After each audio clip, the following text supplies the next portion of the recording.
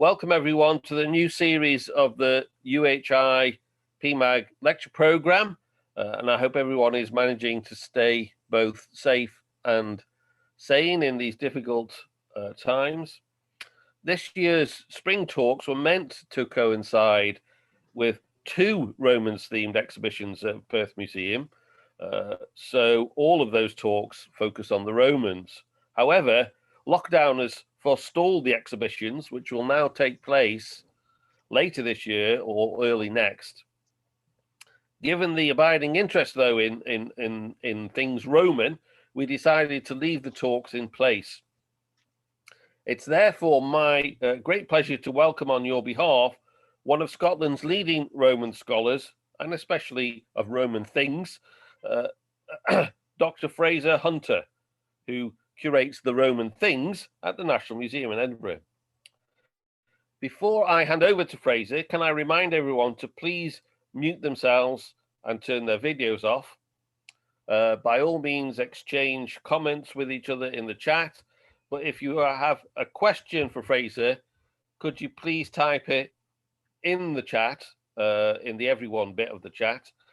That'll help us to manage the questions at the end of Fraser's presentation. So thank you for that. And without further ado, over to Fraser and war and diplomacy on Rome's northern frontier. Okay, Fraser, if you want to share your screen. Thank you very much, Mark. Can you see the screen okay? Yeah. Yep, excellent. Well, thank you for the invitation to come along today.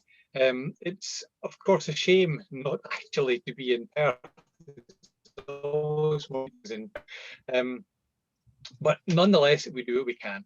And the idea of doing a talk on the Romans, of course, is a fascinating one. It's a topic that never ceases to entertain people. Partly, this is because the Romans are a noisy bunch. We hear a lot of them, they leave a lot of evidence. There's an awful lot of finds recovered from Roman sites. There's a lot of Roman forts and forts scattered across the countryside, Roman roads across the landscape that we still follow today. But the story tends to get told from the Roman side. The Romans are messy, the Romans are noisy, the Romans are visible. They leave their forts, they leave their written sources, they leave their art styles as well. Here, for example, from a distance slab at the east end of the Antonine Wall, we see the Roman propaganda view of the conquest of Scotland, this proud Roman cavalryman charging down these naked barbarians. This is, of course, propaganda. It's one half of the story written by the one side. And only one side is using writing. Only one side is using these kind of monumental sculptures. But these guys have a story to tell as well. And to get to that story, we need to turn to archaeology.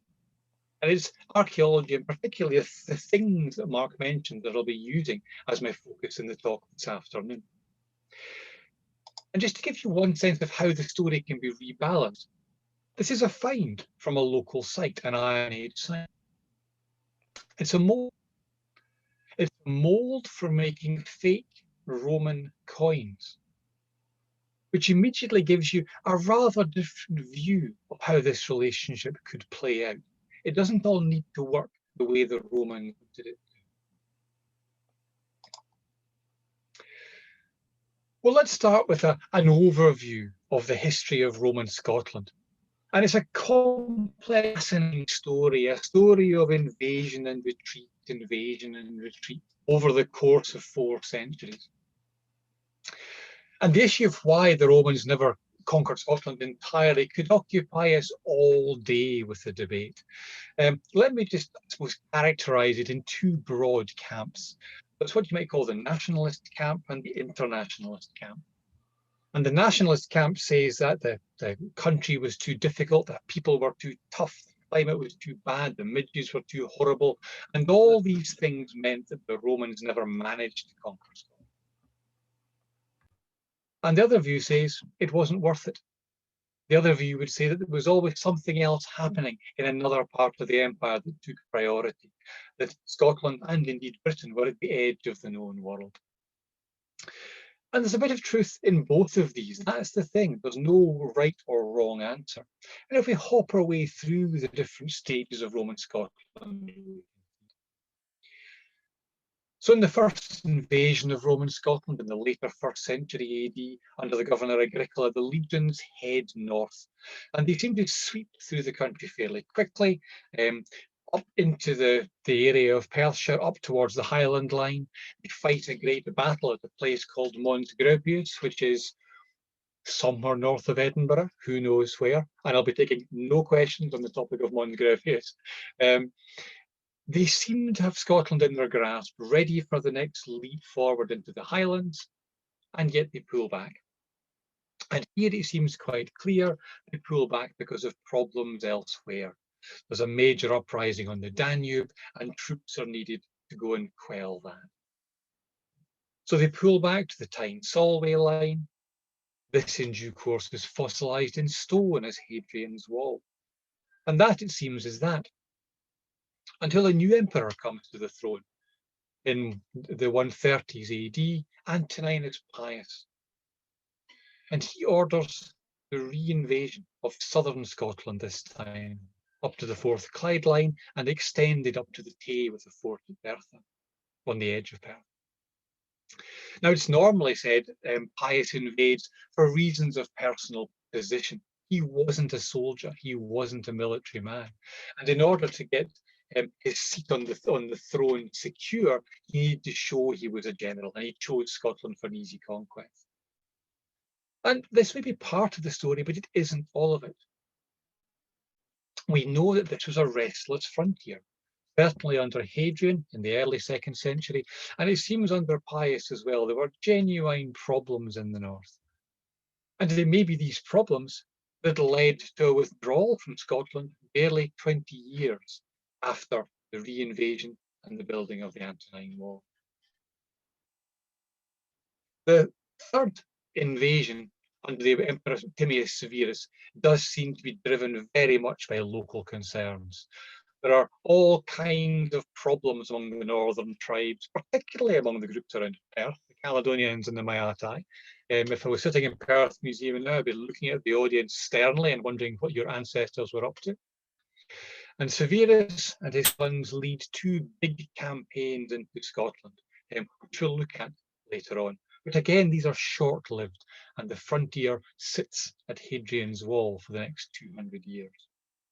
So for almost 400 years, the Romans bounce in and out of Scotland. And this variety, this toing and froing, gives you a fascinating series of relationships to explore, because we can see how things changed over time. And I'll look first of all at what happens in the 1st and 2nd centuries, then we'll look at things under Severus, and finally at the late Roman period.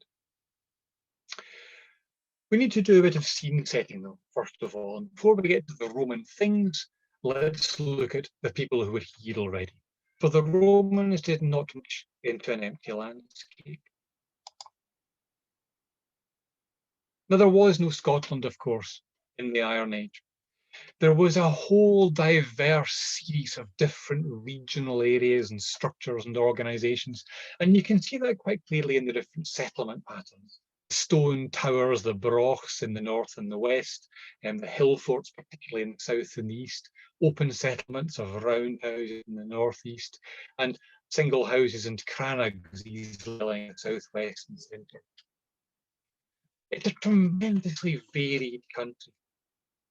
No big overarching tribal units controlling big parts of Iron Age Scotland. And that's one of the reasons why it was so hard to control for the Romans. You may beat one group, but there's another group in the valley next door who could also be causing bother. Now, most of the evidence we see comes from the farms and the forts and the settlements. But these people were much more than simple farming folk. And we can see that not just in the scale and quality of the architecture, but also in some of the finds. Now, I could devote an entire hour simply to talking about the finds from Iron Age Scotland, but I'll tantalise you with this one shot of the wonderful hoard of gold torc from Blair Drummond in Stirlingshire. And they give you a fantastic idea of the wealth, but also of the connections. Because within this group of material, there are locally made items, there are items inspired by contact to France and contact to the Mediterranean. So people in Iron Age Scotland were well connected long before the Romans turned up on their doorstep. So what happens when the Roman army marches into a country? All manner of things happen. There's all kinds of different relationships. Everybody who is facing the Roman world has to decide what to do. Do you run? Do you fight? Do you deal? And all shades of possibility in between. Now, we'll see over the course of the next half hour or so different reactions to the Roman world. But the evidence I want to use, the way I want to try to get inside the houses and the minds of these Iron Age people, is using Roman finds. Not the Roman finds that the Romans have, but the finds that move into local hands, the brooches and the pottery and the glassware and things. Because they tell us something about relationships between these two worlds, the Roman world and the local world. And our evidence, this map shows Iron sites, so local sites, which have Roman finds coming off them. Over 200, from Stranraer to Stornoway to Shetland, far beyond where the Romans themselves ever got. So it's a fantastic data set to pick apart and see what it can tell us. But of course, it has its problems. One of those problems is we are dealing mostly, literally, with rubbish. If I tell you these are fragments of a high status, prestige piece of glassware, you may well look at me and think, what on earth is the boy havering about? But the problem is that in Scotland, we're dealing with the debris from settlement sites, and in most cases, we're seeing things at the end of their lives after they've been used, prepared, and thrown away. We have only the fragments, and we need to make the mental leap from the tiny shards to the impressive glass or pottery vessels they once were. So here I show you examples again from beyond the frontier, but this time from burials in Denmark, where you see the complete painted glass cups, which we also have in Scotland. They don't put them into burials. Now, this fragmentary nature creates a whole series of problems in how we interpret the material. I'm going to skip over most of the detail of that today and focus instead on what I see the results telling you. And one of the main things is in the kinds of objects that turn up on Iron Age sites. It is, if you like, the old question, what have the Romans ever given us? And it seems people in Scotland didn't want aqueducts and baths and togas and those kind of boring trappings of Roman civilization.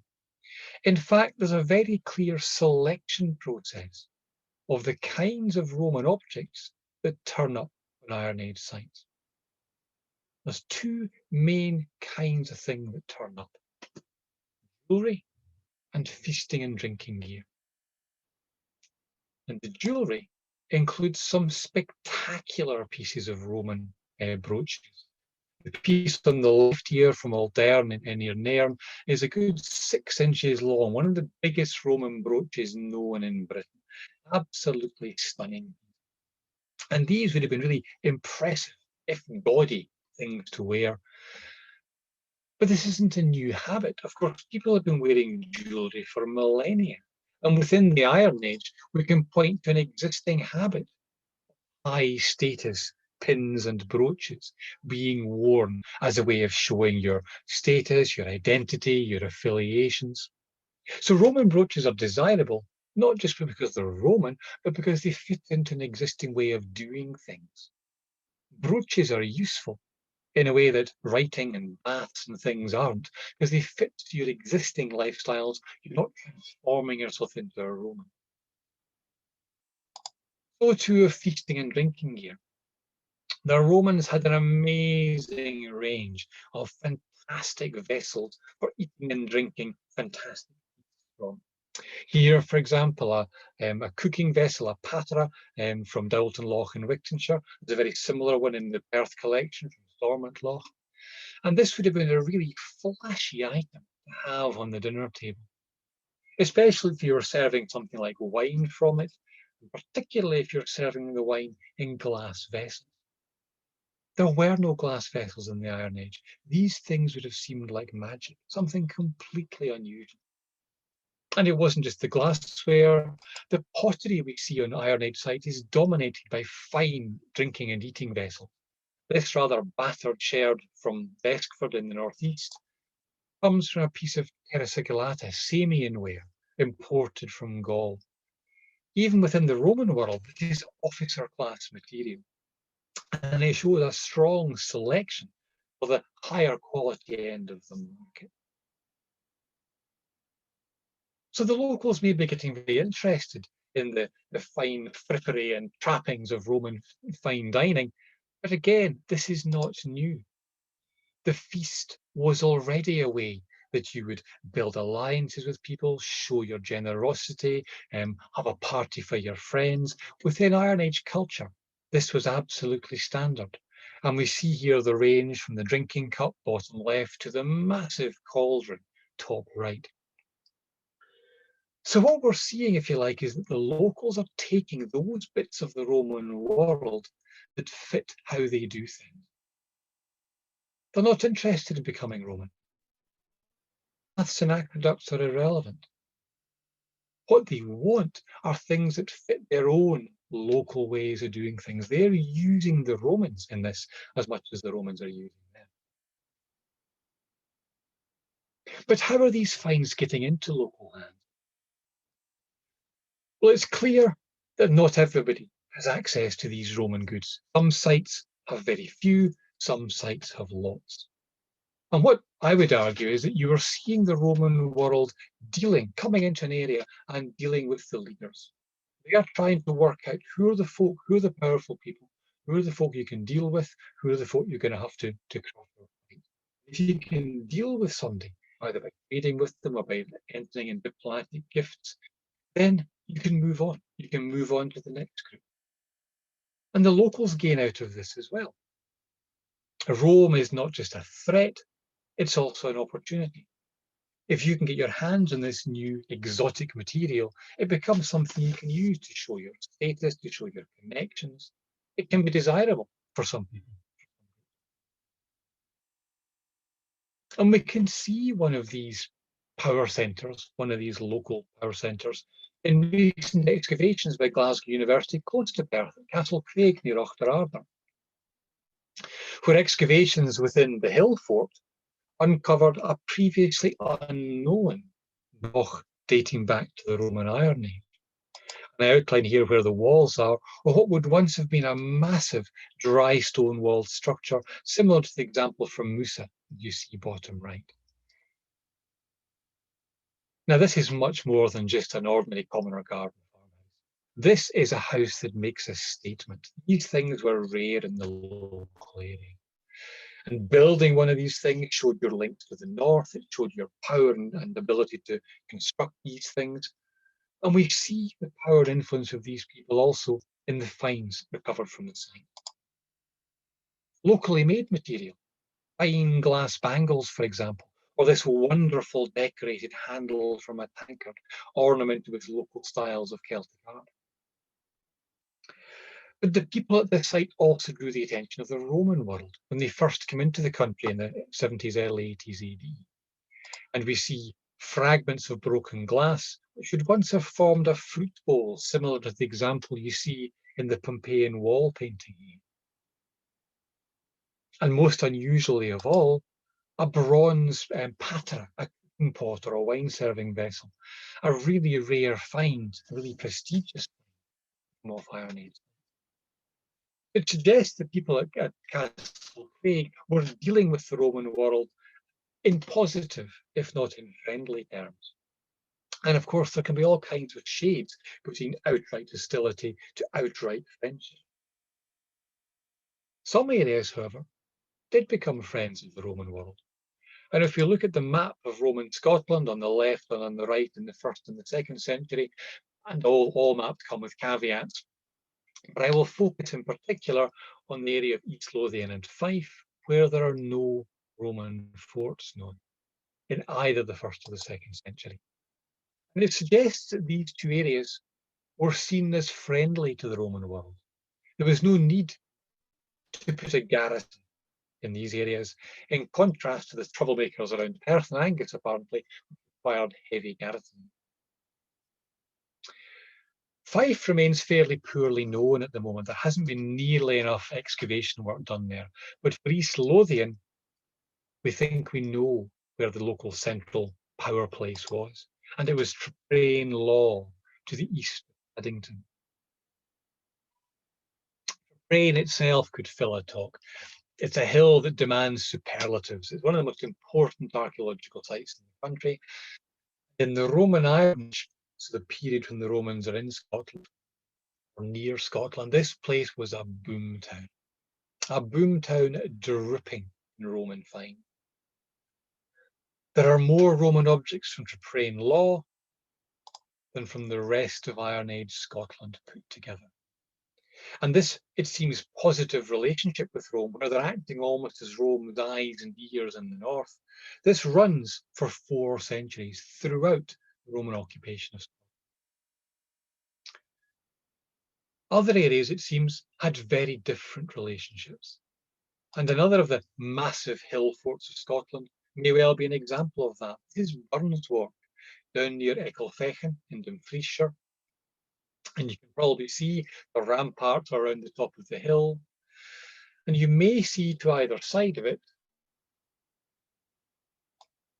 the distinctive marks of Roman camps. Burnswark has been described as being held as if in the jaws of a vice by the Roman camps. And for many years, it's been known there was Roman artillery shots coming from this site. Recent work by John Reed and Andrew Nicholson argues that this was indeed the site of an assault, a major attack on a local power centre. Well, we know this site was occupied, much like Traprain was in the 1st and 2nd centuries, and it then comes under sustained assault. Most likely, they argue, as part of the aftermath of a revolt, or part of the softening up work of the invasion of Scotland in the 2nd century.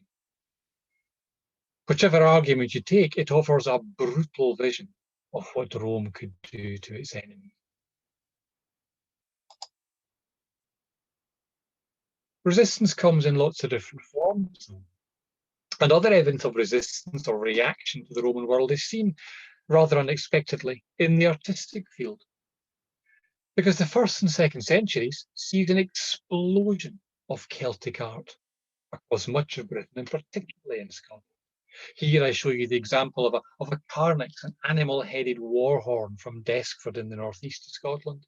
But this is true of many different areas, and we see it used for musical instruments, horse gear, personal ornaments, weaponry, all kinds of things.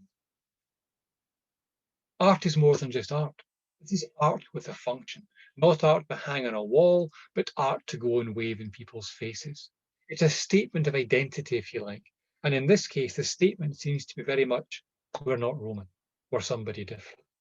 And we see that dramatically in the northeast of Scotland, from the Tay to the Murray Firth, by this tradition of metalwork called the massive metalworking tradition, with these huge big armlets, which are most likely male ornaments, and big, chunky, snake-like bracelets that are probably for women, marking out prestigious people and flagging very strongly that these people have their own non-Roman identity.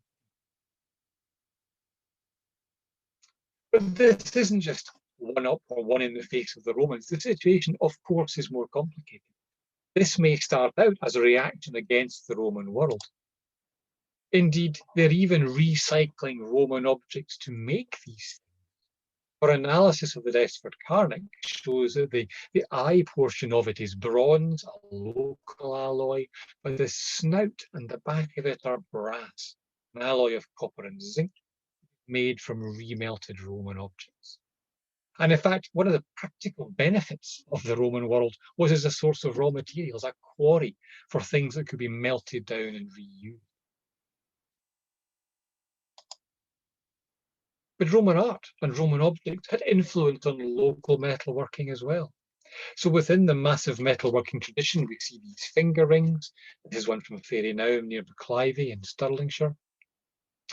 The finger ring uses styles of Celtic art, but the whole idea of having this bezel, this circular decorated form on a ring, is inspired by Roman originals.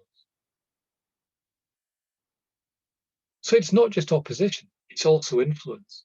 And some of that influence from these local art styles makes its way back into the Roman world. One of these finger rings, for example, is found at Stregeath Roman Fort near Crieff. And on many Roman sites, we find, within Roman Britain, we find objects, brooches, and metalwork of various sorts, which clearly show a dependency on Iron Age metalwork styles. So it's a two-way relationship, not a one-way relationship. Not just Roman force and local opposition. Here we're seeing the worlds beginning to come together, beginning to find ways of accommodating, taking influences, using one another for various ways.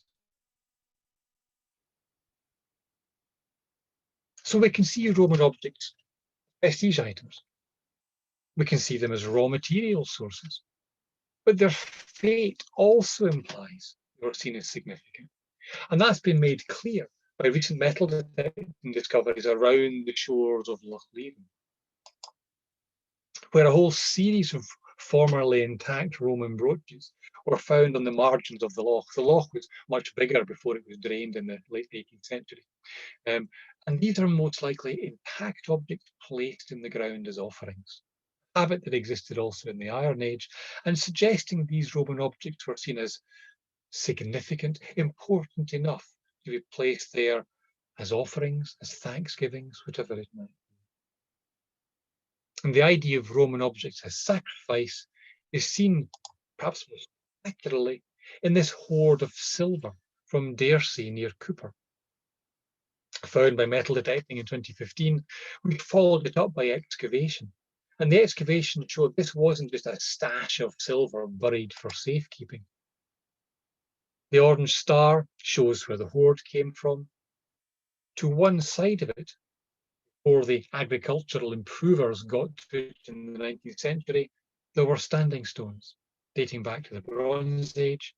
And on the other side of it, a peat bog, a watery place, the kind of place it's often seen as special in the Iron Age. Here it seems the hoard is placed, Roman hoard is placed into a memorable, perhaps a sacred place, safe for to keep it as an offering. So Roman objects could have lots of different roles within Iron Age society.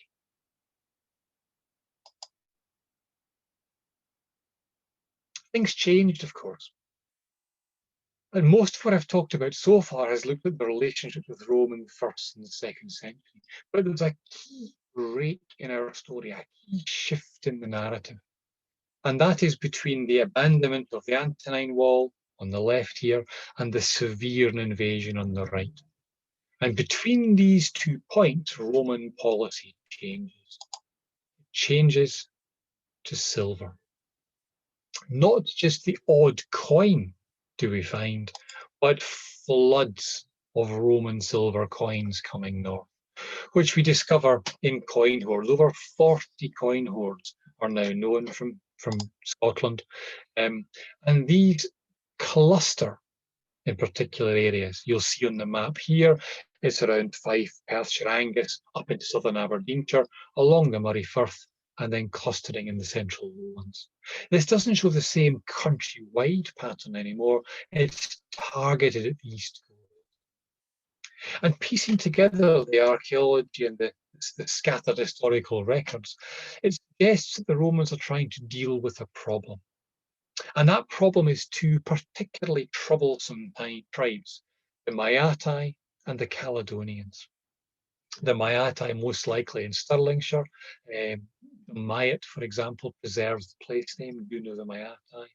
And the Caledonians most likely in Perthshire. Dunkeld means the fort of the Caledonians. And these two tribes are named and shamed in the Roman sources for causing bother, raids of various sorts. And if we forensically pick the hoard evidence apart, you can see over the course of 2 or 3 generations, the Romans trying to pay off the troublesome people, but also to build buffers round about, to try to build friends or build alliances or sow discontent within these groups.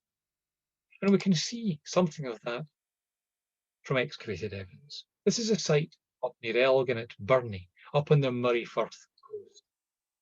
A site that we excavated for more years than I care to remember. And we were led there by a metal detecting discovery by the late Hamish Stewart, turning up a scatter of Roman coins in a field where we knew there was Iron Age settlement. And on this crop mark, this view from the air as the crop ripens, you can see the dark discs and rings of dots which mark the foundations of prehistoric houses. Massive, up to 20 meters across. The example here has a ring of posts there, but the doorway is here. The original outer wall ran all the way around there. These would have been huge multi-story constructions, probably for both people and beasts. Architecturally, seriously impressive. And it was also a craft centre. Here we see the remains of iron furnaces, so there was smelting of iron, the making of iron, the blacksmithing of iron, the casting of bronze, the making of pottery and leather and hides. This was an industrial estate. The agriculture and industry gave it wealth. We see a whole range of Iron Age styles of find coming off the site, including in the centre of the human hand there, a tiny piece of gold.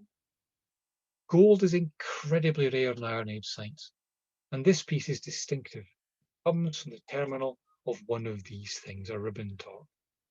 It shows us that the people at Burney had access to status material. They were a power centre in the local area, and this drew the attention of the Roman world. Over a couple of centuries, we see Roman finds making their way north to the site.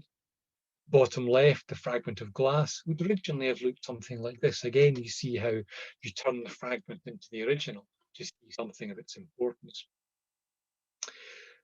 And in the late 2nd century, in the 190s, it led to 2 hoards of silver coins turning up, each consisting of just over 300 coins. It's about a year's pay for a soldier at this time.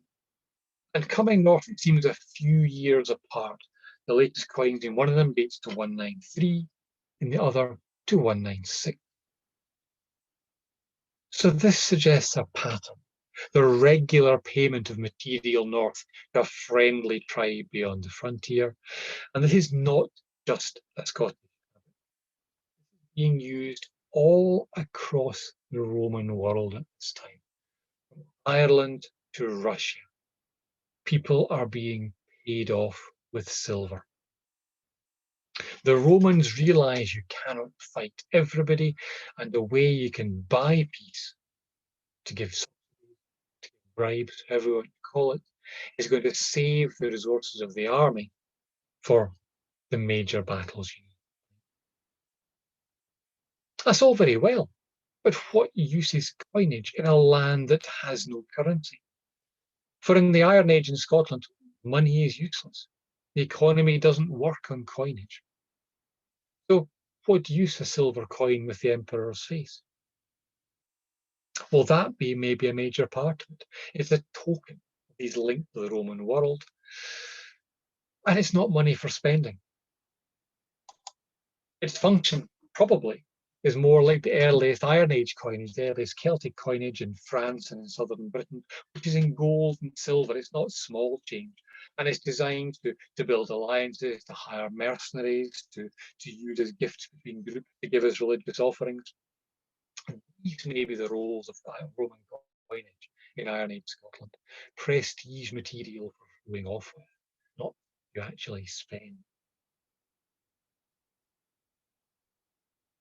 So silver is one part of the story at this time in the late 2nd century, but in the early 3rd century, the gentleman you see on the right here, the Emperor Timaeus Severus, changes his strategy. Things get so bad in Scotland, he brings the army north. And as I say, he leads two punitive campaigns targeted at the areas of Stirlingshire, Perthshire and Angus, which seem to be the trouble spot. Now, the literary sources suggest this is far from a successful campaign. The Roman armies struggled with the landscape and the weather. The locals had learnt that taking on the Romans in a pitched battle is not a smart thing to do. So they vanished in front of them and sniped from the edges, conducting guerrilla campaigns. Severus himself dies in York, a frustrated man, before the north can be brought to bear. And his co-emperor Karakala has no stomach for this fight. He wants to head back to Rome and the politics there. So he comes to terms with the locals. This less than entirely noble ending doesn't stop it being proclaimed as a great victory on Roman propaganda pieces. Coins are struck, for example. I'm here showing the goddess Victory carrying a military standard with two poor wee Caledonians tied up at her feet.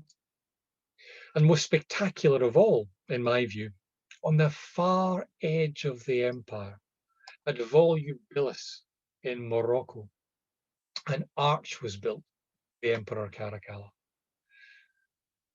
So Karakala is the son of Severus, and on this arch originally was a model more than life size of the emperor in a chariot drawn by 6 horses. And he was wearing a cloak flung over his shoulder. All that is now lost, apart from one fragment of it.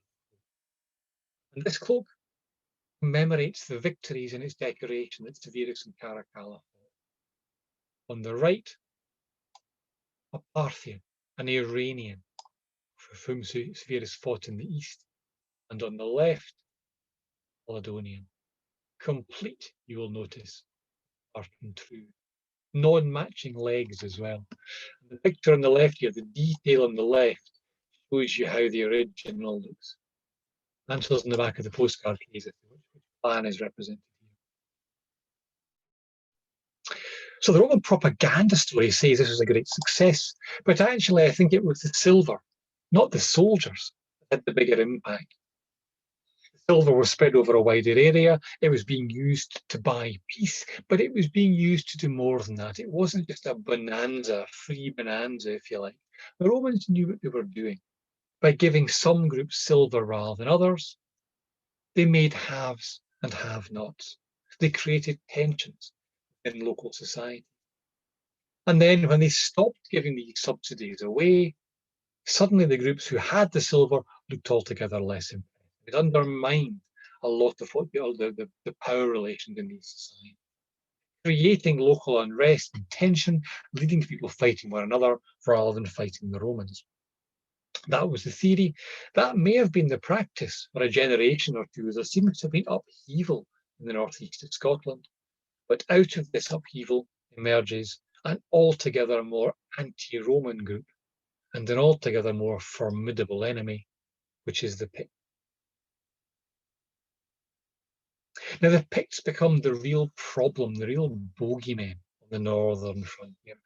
And the rest of the history of Roman Britain has got references to problems from the Picts on the northern frontier and various campaigns. What do the Romans do? Of course, you can try to send the army north, but again, they turn back to their tried and tested means of diplomacy and looking to support old friends who can help them. And in particular, trying to build a buffer between Hadrian's Wall and the areas beyond the Tay, which are the land.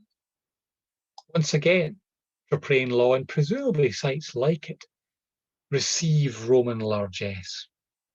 Trapraean at this period, which is a troublesome period, gives new fortifications round about it, and the fortress is densely occupied. A wealth of Roman material. This battered little fragment here may not look like much. This comes from excavations we did a few years ago. If you look at the decoration here, it is characteristic of one of these. same style of decoration. And these are real prestigious items in the early 5th century, high status glassware coming onto this. So the people, the leaders on Traprain, are awash with fine Roman objects. More than that as well. Traprain is most famous for its great silver hoard, and I'd like to spend the last few minutes looking at this fantastic hoard of silver. A hoard that can only be described in superlatives. 23 kilograms of silver, the biggest and the best hoard of what we call hack silver, chopped up, crushed silver from anywhere in or beyond the Roman Empire. There is nothing. Now, this silver has lived a long and interesting life. And again, I could spend an hour disentangling all the bits and pieces of this. Let me show you, first of all, though, how it started its life. Most of it was intended as high status tableware for the Roman elite, for the senators in their villas in Italy. And you can see here a selection of eating and drinking vessels, spoons and dishes and plates and wine flagons. But we have no set of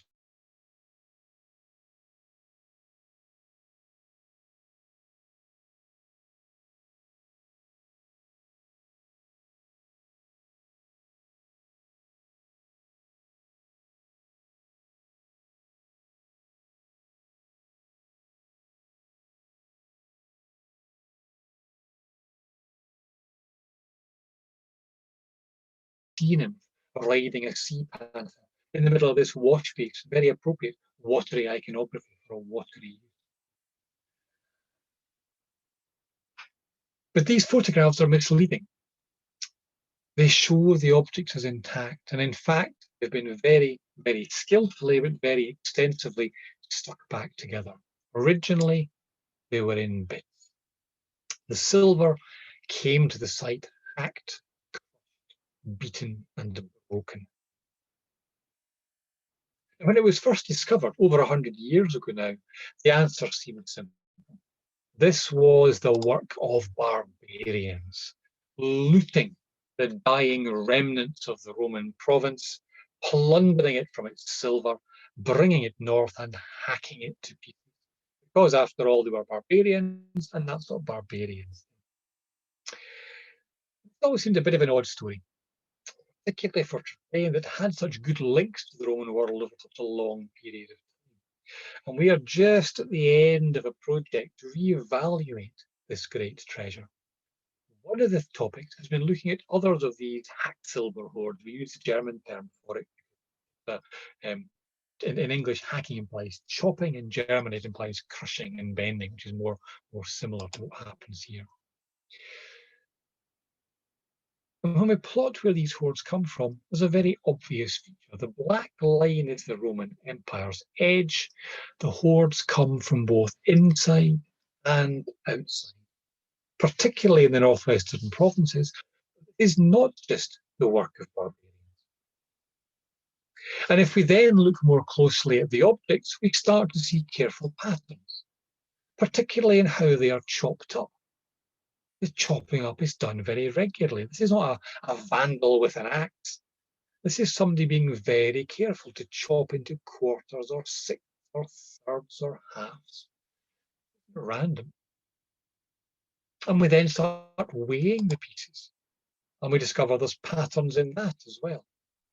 Top right from Echt in the Netherlands, that bundle of silver weighs exactly half a Roman pound. Bottom left, the two fragments from Waterton in Suffolk weigh 1 and 2 Roman pounds respectively. And what we're seeing is silver and indeed gold being valued not for its artistry, but for its bullion. The key value of this precious metal at times of crisis, financial, not its artistic value. We see that in Traprain. Take these two fragments here, two fragments from the same vessel, a vessel that was once a big grand, spectacular item like this, originally 70 centimeters in diameter, a huge thing. But these two fragments have been carefully, precisely, one could almost say surgically cut from it and trimmed down to weigh exactly 8 Roman ounces. This was a package of bullion. The value of silver was its weight, not its art. And initially it's cut up to use for exchange purposes at times of crisis, when you want to turn your precious metal into its economic value. Particularly within the Roman Empire, it's the economic problems that are driving the hacking of this material, whether your personal economic crisis or the wider problems in the 3rd and 4th centuries. What takes this silver beyond the Roman frontier? It might be paying off enemies.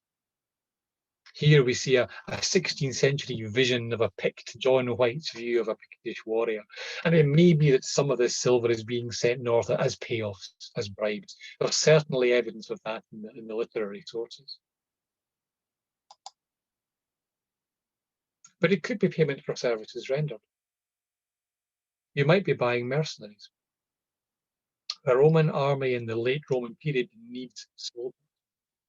And many of those soldiers are coming from outside the Roman world, and they are paid in precious metals. From Traprain law, we have late Roman belt fittings, sword fittings.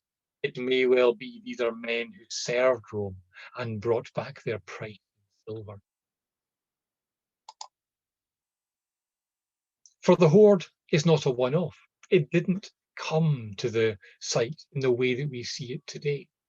We now know it arrived over the course of at least 100 years. It was built up through multiple interactions with the Roman world, multiple favours, multiple deals, multiple services rendered.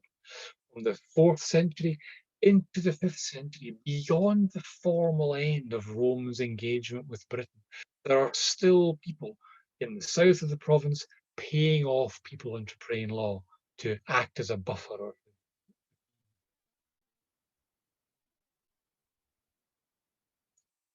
What use is this stuff to you in Traprain law? This is your bank vault. This is your treasury.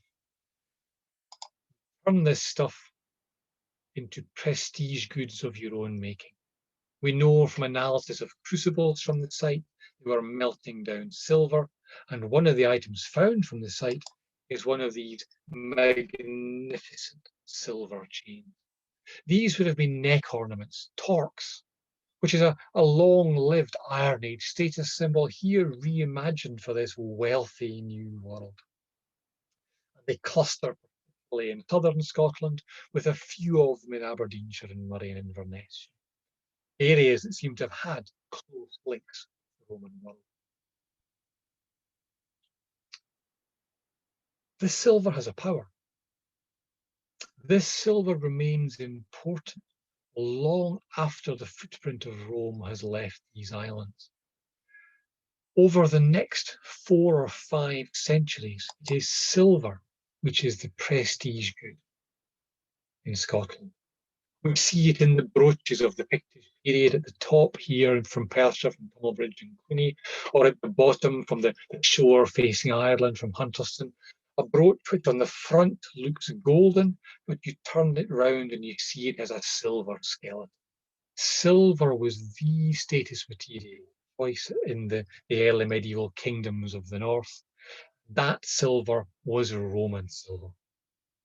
So Rome left long legacies in these islands, partly inadvertent in shaking up the local political system, out of which grew the Picts, and in giving the raw materials as well as the ideas of power symbols to create and to use silver for the next few hundred years. So when you look at a Roman view of Roman Scotland, like this distant slab from Hutchison Hill, remember there are two sides to the story. Remember the poor wee captains and how their story can be told as well. From the tiny fragments of Roman objects that were once valuable, powerful objects, works used as prestige goods. From the artistic responses and reactions to the Roman world, prompting resistance and ways of dealing with Rome, not just military, but also cultural. From the different Roman approaches, trying the use of silver coinage as a way of making and breaking power brokers in local society. And I would argue having a devastating effect on local societies in the 3rd century. And then the long-term benefit, the end game of Roman Britain, as they desperately flung silver north to pay people off or buy troops, giving the raw material that is the fuel for early medieval Scotland and the state. This is but to scratch the surface, but I hope it gives you some sense of the complexity and fascination of the relationship in the Roman world, how this wasn't a one-way relationship, but a two-way relationship, and how it changed over time and changed everything. Thank you very much.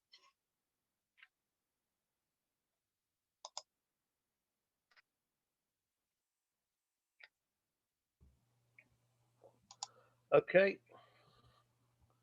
Thank you very much, Fraser.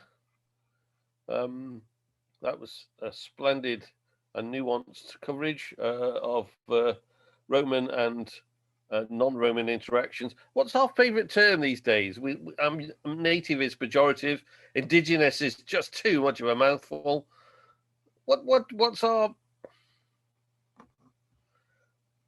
You've gone mute. I'm muting myself because I've talked too much already. I tend just to say local, as you say. Indigenous carries baggage because it assumes these people, whoever they are genuinely from this place. We don't know that. Native carries colonial associations. That's not a great word to use. I tend to say Iron Age or local. Yeah, either of those works. And I think Roman Iron Age is a good term for the period rather than the Roman period, Roman Iron Age period. Yeah, that's great. Thank you very much. And I was particularly pleased to see, because I was so ignorant of it, the Arch of Karakala at Volubilis, and I had no idea about that cloak fragment. So I'll get back to you on that, because that's of interest to me. But let's throw it open now to questions, and I'm looking into the chat room.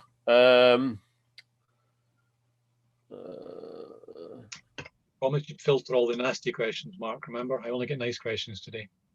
That's what the Denarius Sword was for. Okay, fair enough. Yeah. Well, I don't know. If Alex, can you see the chat? Because all I can see, I know there were questions in there earlier, and they seem to have disappeared. Yeah, well, I do. Let's see one here. I know the Romans are famous for their roads, but has any major fieldwork ever been undertaken to find Roman ports in Scotland? Is that a good question, Fraser? Yeah, Roman ports was that, yeah? Yeah. That's right. Yeah, the whole question of the infrastructure of how the Roman conquest worked is really interesting, because of course you think of the roads, and the roads still shape a lot of our communications today. You know, if you're driving up past the services at Stirling, you're driving pretty much on the line of a Roman road. If you're on the A68 heading south towards the border, you're paralleling a Roman road. But roads are not a great way of moving large numbers of supplies around. They're great for troops. Roman soldiers are used to marching, but they're not a great way of moving supplies around. And you can see, particularly from the kinds of pottery that are imported into Roman Scotland, you can see that these must be coming up the coast. The question is where to?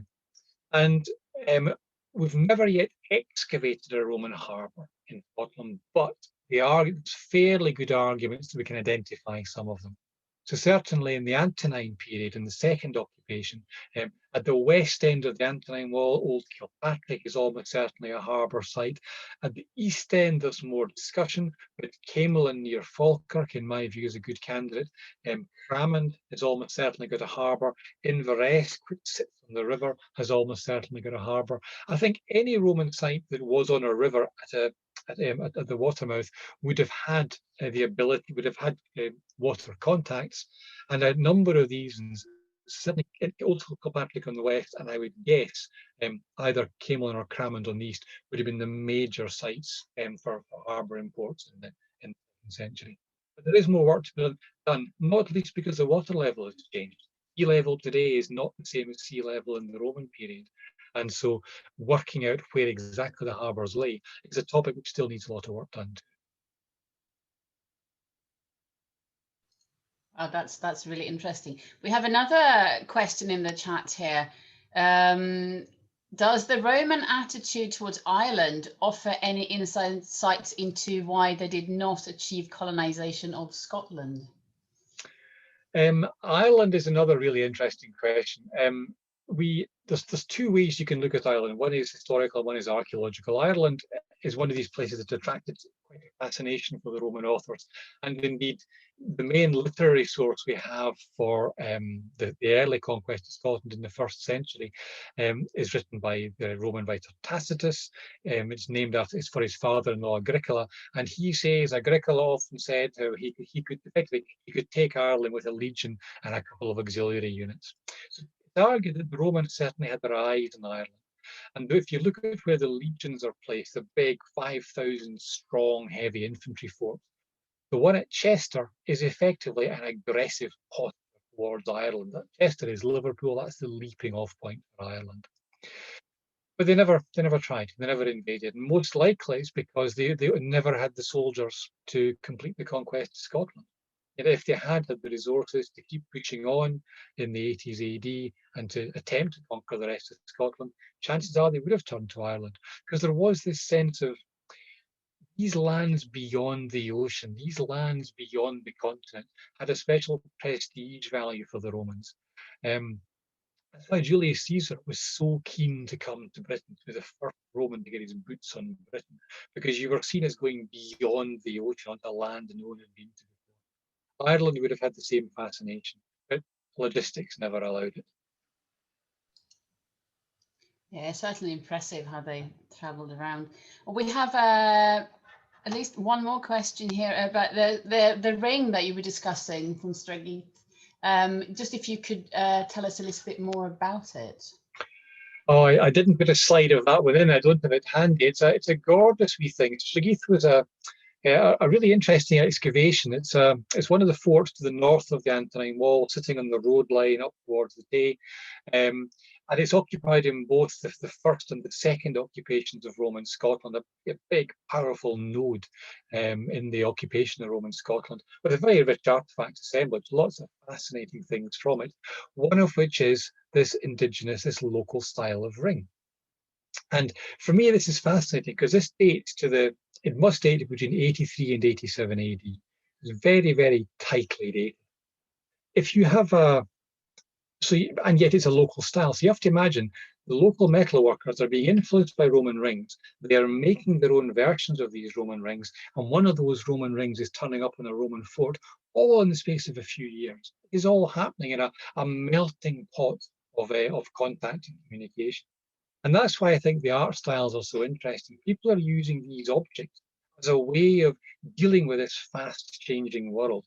The objects you're wearing, the brooches, the rings, the torques, and so on, they're changing to reflect, to try to deal with this changing world.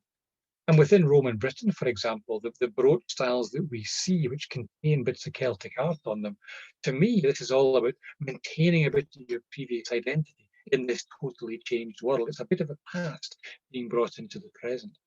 So this Strigith thing is fascinating. There's a similar thing from Minstrufel, from the great legionary fortress there, where there's an enamelled harness mount, an Iron Age style enamelled harness mount that turns up on the fort. This whole question of local stuff turning up in Roman military sites, it again opens the question of the two-way influence here between different groups. And it brings on display in the National Museum. So when we're able to reopen again, a lot of the finds I was showing here are either on display in the National or in various of the other museums around Scotland. Thank you. That's really good for everybody to hear. We've had lots of comments as well in the chat, just people thanking you for a really interesting talk. I think many people have they've learned a lot. Brilliant talk. And there's a comment here that I thought might be worth reading out. Says, thank you, really interesting parallels for the Silver Horse for the south in East Anglia, and saying, it's particularly commenting they're so interesting to see the differing local Iron Age responses to the Romans. So I think that really sort of summarizes what you've been talking about today. Well, one of the questions, of course, is how much, if you think about the conquest of the south of Britain, how much diplomacy is being used for that. And John Crichton argued a number of years ago that there's an awful lot of softening up of the south being done with the use of client kingdoms, and some of those sons of client kings probably even going to Rome and learning Roman ways. And there's quite a quantity of pre-conquest coinage coming into southern Britain. And in the case of the Iceni, in the period between the conquest in 43 and the revolt in 61 of Boudica, again, a lot of silver coin hoards coming into that area, which are likely to represent, in some sense, these diplomacy in and dealing, if you like. So there's lots of interesting parallels, both within Britain and also looking beyond. To understand the coin hoards, you have to look at the scale of that map I showed you before. And we had a fascinating meeting in the days when we were still allowed to have meetings, when we had colleagues from Germany and Poland and Denmark and Romania coming to Edinburgh to discuss these hoards. And you really realise both the similarities and the differences in the way that these denarii are being used beyond the edge of the empire.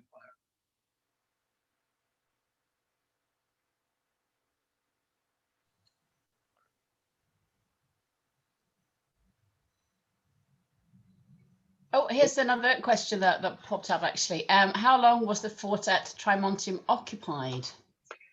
That's a really a good question. Trimontium is the Roman fort at Newstead near Melrose, and it's one of the longer lived forts in Roman Scotland. So where we nominally are today, if you like, in Perth, the Roman occupations are shorter than they are further south. So in the borders, when the Romans pull out of the north in 86 or 87, the fort at Struthel is abandoned. That's when the great hoard of Roman nails is dumped in the ground at Struthel. South of Scotland is occupied for another 20 years or so, probably till 105. Newstead is built earlier, perhaps in 77, 78, and abandoned in 105. When they come back into Scotland, it's rebuilt probably in 138, 140, and it's in use till the 180s, till long after the Antonine Wall's abandoned. So in total, in Struthel, Newstead probably has 60, 80 years of occupation, whereas a fort like Streakeith, short occupations of maybe 5 or 10 years each. Thank you. Okay, that looks like all the questions we have. Fraser, as Alex has said, lots and lots of comments. You've made a lot of people happy this afternoon, which is always a good thing at the moment. So thank you. I guess really it just falls to me now to just wrap things up and to more formally say thank you very much for taking the time to talk to the